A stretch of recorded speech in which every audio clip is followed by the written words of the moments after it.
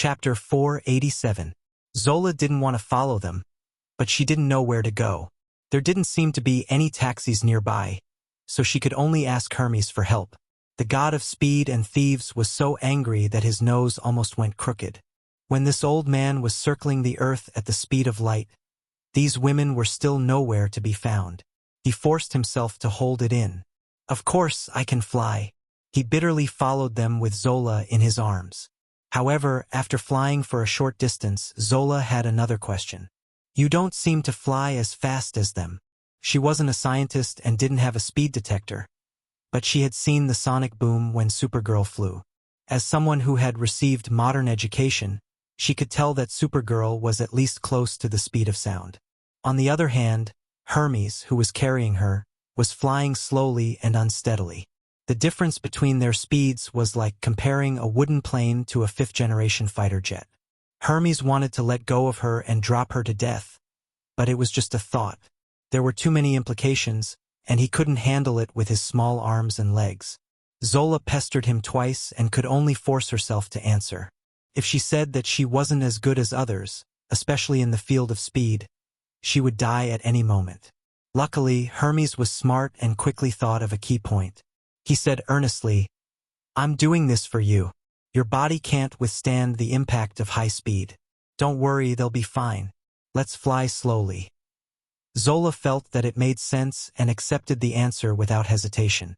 Not to mention the two who were flying slowly, the three women had already landed. Supergirl was the fastest, followed by Diana, and Thea, who didn't have her light ring, was the last. Mother. Diana saw Hippolyte standing in front of everyone at a glance, and the strong goddess of war also shed tears. The innocent Supergirl also seemed to think of her family and was a bit sad. Thea didn't have such rich emotions. She first looked at the opposite side.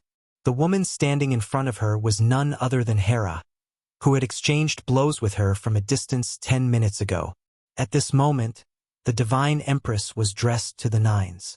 She wore an emerald-green floor-length dress and a cloak woven from peacock feathers.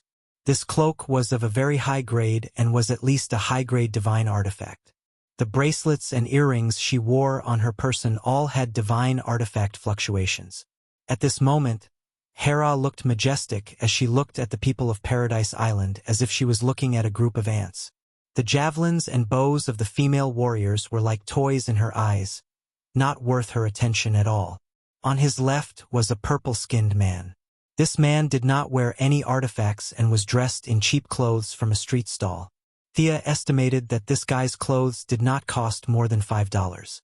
However, his casual attitude made Thea even more vigilant. He did not need any artifacts, which meant that he had a deep background. Compared to him, the fully armed Hera was a little inferior. If he wasn't mistaken, this man was the sun god Apollo. The woman on Hera's right was very interesting. Compared to the sun god and the divine empress, this woman had no fighting spirit. She wore a miniskirt, revealing a large part of her lotus-colored skin. She looked at everyone frivolously. The divine empress Hera, the sun god Apollo, the goddess of strife Eris. Thea nodded secretly. The goddess of agriculture and her old friend Ares were not here. She could totally deal with this lineup. Seeing that Diana and Hippolyte had a few simple words, Thea, who was relieved, also turned to salute Hippolyte. Just like how Diana treated Moira, she also saluted Hippolyte as a junior to an elder. "Long time no see, Your Majesty. Your body is still healthy. Congratulations. You too, partner of Diana. You are also my child. I sincerely thank you for your selfless help to Diana." Seeing that Hera and the others had no intention of attacking, Thea and Hippolyte chatted for a while before introducing Supergirl. "This is our friend, Kara Danvers, who is like my sister." Thea pulled Supergirl over and introduced her. "Paradise Island also welcomes you. I can see that you are a brave warrior and a good child." Thea could also guess what Hippolyte was thinking. Paradise Island had suffered a great calamity. At this time, she would welcome anyone who came to help. Moreover, Supergirl looked silly and simple, which was more in line with the Amazon tradition. "Have you discussed the order of death? Hades is waiting for you." Hera spoke first in an overbearing manner. Who is going to talk to her? Thea and Diana glanced at Hippolyte and found that the queen was a little ashamed. As a mistress, she was indeed a little guilty when facing the main wife. It didn't seem appropriate for Diana to talk. As the daughter of Zeus, at least nominally, Hera had jurisdiction over her. The people of the present generation didn't care, but the ancient Amazons were very restrained. Now that she could talk to the guardian of the universe, Thea didn't have any scruples with the improvement of her strength. She stepped out first. Your Majesty, no one will die today because of the battle. I am very sure of this.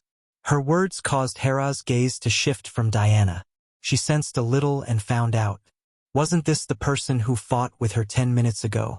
At that time, things happened in a hurry. She didn't even see clearly whether the enemy was a man or a woman. Now she could finally take a closer look. There was no doubt about the level of a demigod. However, Hera couldn't tell which divine system the other party was from. It seemed to have the shadow of the Greek divine system. She could also see traces of the Egyptian divine system. She couldn't make a judgment for a while. Thea had transformed into a hero spirit several times. She had already converted all the divine power. Without tracing back to the source, she couldn't see clearly.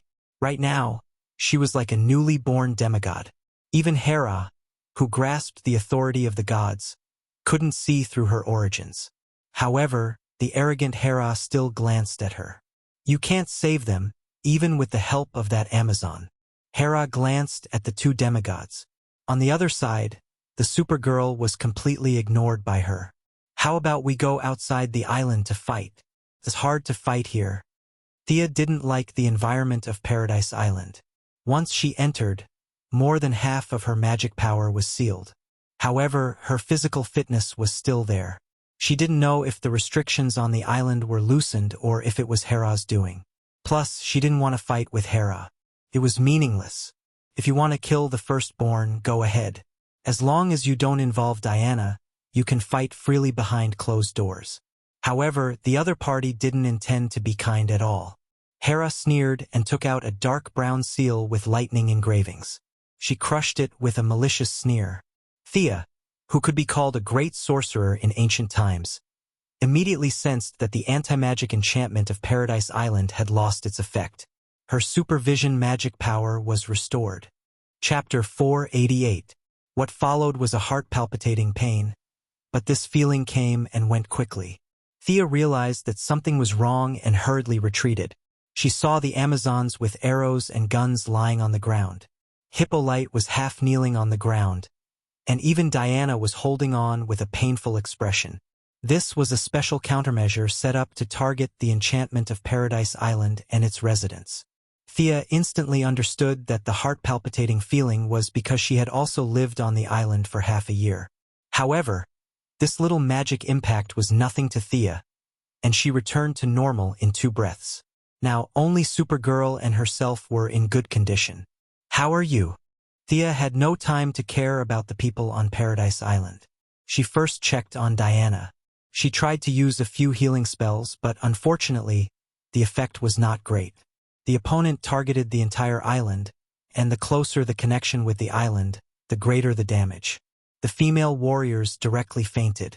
Antiope and Hippolyte were barely conscious, but the 2 of them could not recover their combat power in a short time.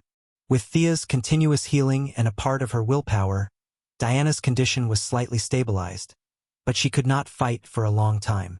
You rest first. Leave this to me. She, who had fully recovered her magic, did not mind fighting a few rounds with Hera. Just when Thea was about to open her mouth to ask for a fight, Apollo stood up proudly and said without turning his head, Hera, you still like to use those little tricks. Are these mortals worth my effort? Or are you at the same level as them? Apollo, you have to respect me. I am the queen of gods. Hera felt that Apollo's words were too harsh and roared with extreme dissatisfaction, but her voice was a little weak. Apollo snorted coldly and looked at the enemy opposite him. He shook his head at the pale face of Diana and ignored Supergirl. He looked at Thea with some curiosity. Your strength is not bad. Do you want to be my opponent? Thea did not mind fighting a few rounds with him. She could more or less absorb sunlight, but the effect was not as strong as the Kryptonians. However, if she were to face Apollo, then Hera, who was proficient in magic, would naturally be left to Supergirl. This wasn't the best plan. Thea sneered. Beat my sister first. Kara, teach him a lesson. Ah? Apollo wasn't the only one who was surprised. Even Supergirl herself was a little surprised. That purple-skinned guy in front of her looked so arrogant. Could she do it? Don't worry, he's no match for you. When Thea saw the bitter look on Supergirl's face, she hurriedly cheered her on.